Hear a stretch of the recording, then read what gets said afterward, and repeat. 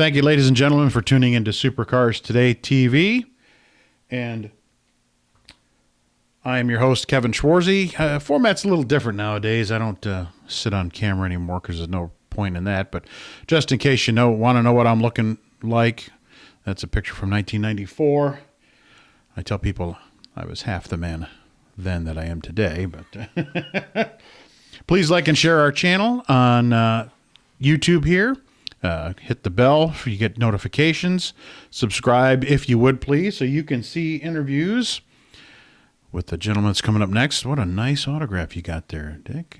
I can scribble the best of them. You sure can. And forget the Richard Petty guy. You should have. Yeah, and then nobody could read your subscriptions, right?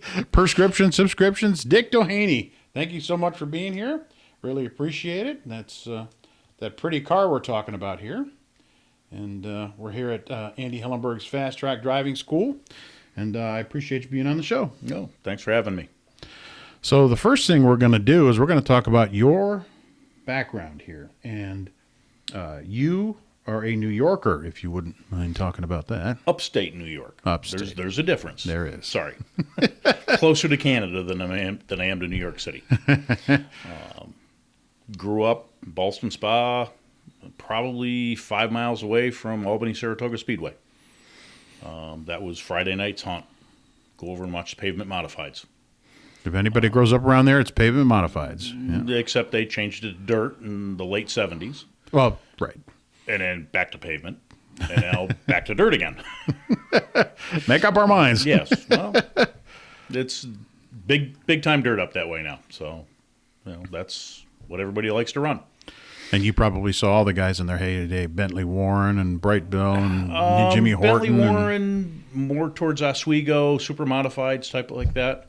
But definitely Jerry Cook, Richie Evans. Rennie Chartrand. I never knew how you pronounced his name. Thank you. Bugsy. Guy Chartrand out of Canada. Old coupes and stuff like that was what I grew up with. So I am sorry, I must do the first of my many shameless plugs here, but you're looking at the Richard Petty book that I wrote a number of years ago called Please, Richard Petty, Tell Us How You Won 200 Races. And what I did is I went back and compiled 200 of his winning quotes, well, almost all of them. About 180, some 190. I should probably count it one day, but I want to do something different. Everybody's always got pictures and whatever, and I want to do something different, so I found all his winning quotes, most of them, and all the stats from all of his wins, and it's a full-color book, almost 100 pages. If you want to order, you can find it on HIE Publishing on Facebook there. You can message us here at the YouTube channel here on Supercars Today TV, and we appreciate you watching, and I should watch my tripod stand there. And again, please like and share the channel if you would, please. And how does a guy that with your background get started in stock car racing? I was a fan, liked it, and like most people decided, I can do this. So built myself a hobby stock and ran at the local short track, and things snowballed from there.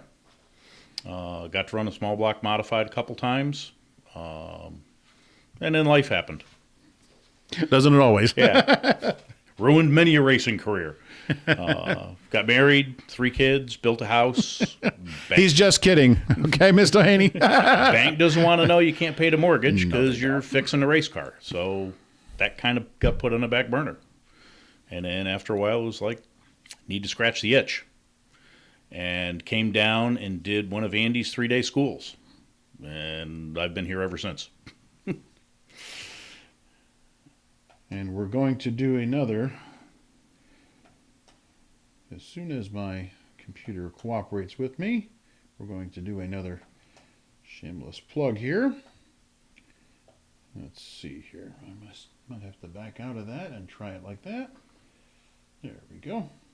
And this is a book that Joy Fair and I wrote in 2000.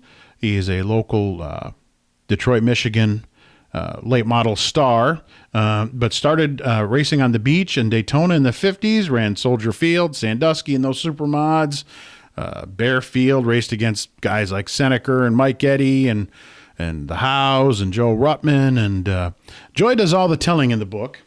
and which is neat because with Joy, if anybody that knows Joy Fair knows that Joy could tell stories. So we got about 100 pages here, full color, ordered again on HIE Publishing or here at the YouTube channel, and I think you'll really enjoy that book.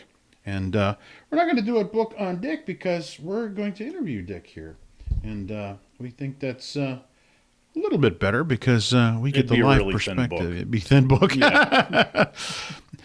Please like and share our channel. Hit the subscribe button. And I'm sorry, one more shameless plug before we get going on the ARCA Truck Series book that we wrote a couple years ago, the Statistical, Informational, and Photographic History of the ARCA Truck Series. The series is no longer with us, unfortunately, but almost 300 pages of full-color stats, race results, and you never ran a truck race, did you? But nope. You guys were involved through Fast Track, weren't you? Yeah, a little bit. Again, a way to bring people up, that went to schools and decided they want to try racing. It was a great launching pad, so to speak.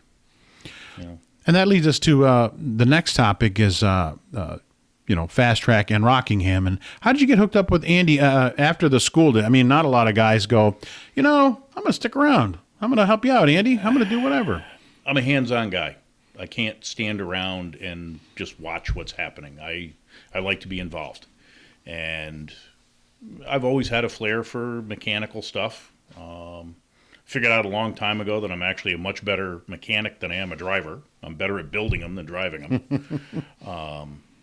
So started helping out at schools. I think the main thing is I work cheap, basically free. Which is what a lot of owners like. Yep. Tough firing volunteers. Yes. And, things just kept rolling from there. Helped out at a lot of schools, have instructed quite a bit. And it's an enjoyable thing, taking some people that are interested in the sport but don't really know what's involved and bringing them along, making them a better fan because they're more knowledgeable. And it's not just fans, but there's guys that probably had to figure they have to come and, get experience, or I want to get that feel first, like Glenn, I don't know if you ever met Glenn Morgan, yeah. John Ferrier, guys like that. Is there a guy that kind of stands out to you that's come through the school that, oh, wow, I'm glad he came here first and good to see him doing well? I didn't have anything to do with him because it was kind of before my time, but Dale Jr. went through Fast Track school. I believe most of the Wallace kids went through the Fast Track school because in a lot of instances, and it's not just racing, they don't listen to their parents. So you take them to typical kid. You take them to the professional instructor, and that's Andy. And they've had quite a few people come through the school that have become very successful. Chad McCumbee is a great example. I picture on the wall over there, so he comes to mind. Chad is instructed, and Chad has been at schools and has made it all the way to the Cup Series, and is now doing sports car racing. I was wondering where he ended up. Yeah, I wasn't sure about that, so thank you for clarifying that. And one thing we're going to clarify while we're on the screen is the 1992 ARCA Supercar Series book that we put together a couple years ago. People are always saying, well, who drove what and who owned what and this and that and the other. And, we decided, for the 1992 ARCA season, we're going to take all of our pictures, thousands of them, put them in about a 300-page color book, put the results in there, put the race reports in there. And it was a classic Ford Chrysler duel between Bobby Bowser and Bob Keselowski, Brad's dad. And that book is normally $24.95, and we're selling it right now for $19.95. And I am sorry, I was remiss in talking about the other prices. I'm sure everybody thinks, oh, he didn't name a price, so I guess it's free, huh? Works for me. Yeah, I'm sure. Like you do at the grocery store. I guess it's free. The Petty book and the Joy Fair book are $9.95, $3.95 shipping and handling. And this book is a little heavier, so we're going to, we have to charge $4.95 shipping and handling. And the format of it is spiral bound. And it's because we want it to lay open like a flat, because sometimes you get the binding and you get that little bit of fold. So that's why we put that book together. And please stay tuned to HIE Publishing on Facebook there, because we're going to have another one coming soon, which will be the format like that. And back to our guest, Dick Doheny. Now, make sure we're saying that right. Doheny or Doheny, or how are we pronouncing it? Richard Doheny? It's Donnie. Yes. So I've been saying it wrong I mean, I call you Dickie, You but and most of the people in the world, Dick Donnie. Okay. Yep. My father was famous for answering the phone as, "This is Bob Donnie from Donny Oil." So even he couldn't make up his mind. He couldn't make up his mind. And I just assumed that we were saying it right all those years, and I thought, well, as I'm sitting here, I better get this straight. There are a lot of different pronunciations of the same spelling, and I like to say it's pronounced the way it's not spelled. But it obviously doesn't irritate you that the announcers get it all goofed up. No, and most of them are very good about trying to get it right. But sometimes the brain just doesn't work right. You look at it and go, well, no, he told me the wrong pronunciation. This is phonics here. I took phonics in school. Yeah. I thought I had this right. Mm-hmm. Not everybody is named Smith. No, they're not. And even then it's Smythe. So. Yeah. Right, SMY, right, exactly. And again, please like and share our channel. We appreciate you watching today with our guest, Dick Donnie. There you go. I was going to make sure I did not screw that up this time. And one more shameless plug, if you don't mind. I appreciate it. I call him Dickie. He doesn't yell at me, so until he starts yelling, I'm going to keep calling him that. But the last book we wrote, and a book that nobody ever thought would be published, is a book by Bobby Bowser, he and his dad, The Ride of a Lifetime. And Bobby does just about all the telling, like in most of our books here at HIE Publishing. It's 114 pages, full color, and a lot of stories that you've heard, but a lot of stories that aren't. And everybody knows Jack didn't tell a lot of stories, so we're pretty pleased with how the book came out, because getting stories out of Jack was notorious for hating the media. So, and most of the Bowsers were too. So to get a book written on these guys, we're pretty proud of it. It's also $9.95, $3.95 shipping and handling. Again, look us up on Facebook, Twitter at HIE Publishing, or again here at Supercars Today TV. And this is the end of part one. Part two is what we call show and tell, or like Bobby Bowser affectionately calls it, show and maybe don't tell. So as we lead out of the show here, I am Kevin Schwarzy, your host. I appreciate you tuning in here. And our guest was Dick Donnie. Please like and share our channel and hit that notification bell so that you get notifications from our channel. And Dick, would you please stick around for part two? Sure, why not? I appreciate it. We'll be right back, folks. Thank you.